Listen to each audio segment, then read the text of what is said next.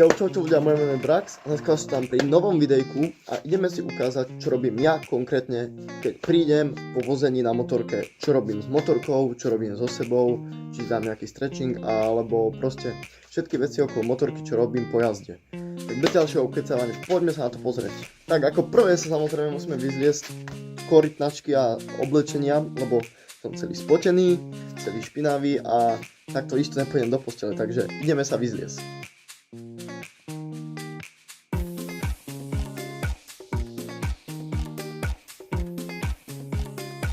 OK guys, takže som vyzlečený, samozrejme teraz budem mať cenzoru, lebo neviete ako vyzerám, takže haha.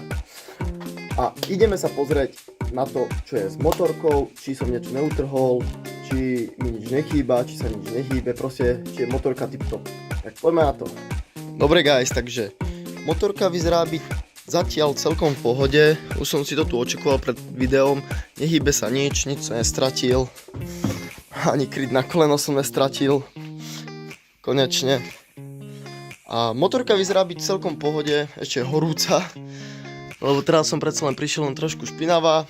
Defekt nemám, ani na prednom kolese, ložiska v pohode, parádička, tie som menil, tak motorka vyzerá byť v pohode. Tak, teraz poďme na krok 3. Bum, samozrejme krok 3, ako vždy, pred každou alebo po každej jazde namazať reťaz. Reťaz sa máže preto, už som vám to spomínal v minulom videu, reťaz sa máže preto, aby netrpela koróziou, aby pekne plynulo išla, aby sa o rozety nezachytávala, aby nedrala zuby, aby proste išla plynule. Tak poďme si ju namazať.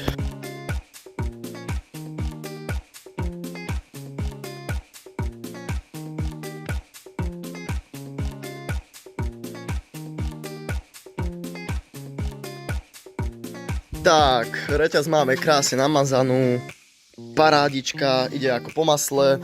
A za normálnych okolností, keby sa mi niečo rozbije, tak teraz by som išiel robiť motorku, napríklad kryt mi často odpadáva, lebo mám dlhé šrobiky, ale teraz už som to vyriešil podložkami, takže už by mi nemal odpadávať, ale hýbe sa.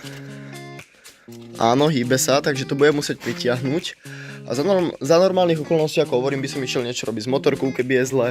Alebo tak, ale teraz s ňou nič není, maximálne si ideme pritiahnuť ten kryt kolena a ideme na krok 4 potom. Takže poďme si ho pritiahnuť a potom ideme ďalej.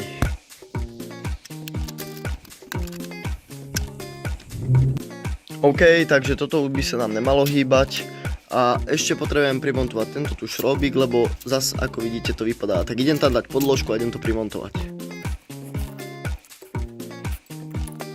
OK guys, takže koleno máme pevné ako skala.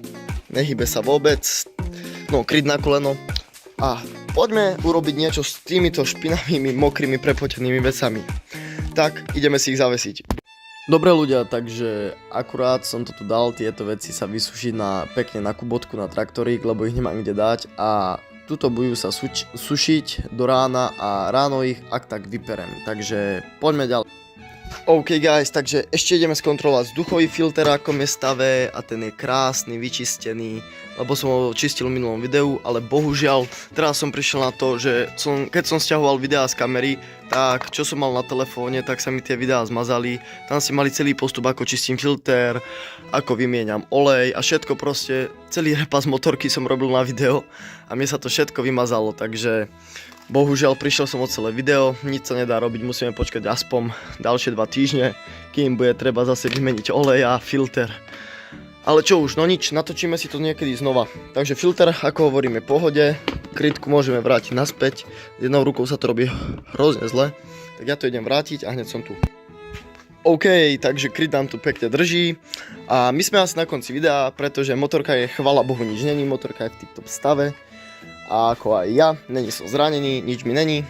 Tak tu ste videli, čo robím ako 3 rýchle kroky, alebo 4, neviem už presne, čo robím, keď prídem po motorke, po vození. A je to úplne jednoduché. Prvé, skontrolujem motorku. Druhé, pozriem, či nič není zle, alebo jak je niečo zle, opravím. Tretie, zavesím si špinavé veci, nech sa vyschnú. A štvrté, končím video. Takže dúfam, že sa videjko páčilo, ak áno, rozhodne dajte like, odber, všetko. Toto bolo také rýchlejšie videjko, čo ja robím, keď prídem po motorke. A vidíme sa asi pri ďalšom videjku. Čaute. Také upozornenie, že keby ste chceli náhodou ďalšie videá, napríklad informácie o mojej KTM, že čo je to za ročník, neviem odkiaľ mám, koľko stála tak, alebo nejaké videjka, skoky, alebo ako učím ľudí na zadné, ešte to sám neviem, ešte sa to sám musím naučiť poriadne, ale chápete ma.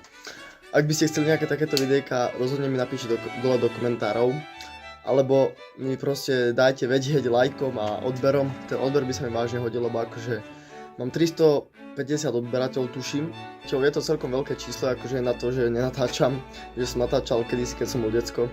A teraz, jak som si kúpil tú motorku, tak aspoň tak by som vedel ľuďom povedať aké informácie, lebo čím viac ľudí ma bude sledovať, tým väčšia šanca je, že medzi nimi bude niekto, kto tiež jazdí na motorke.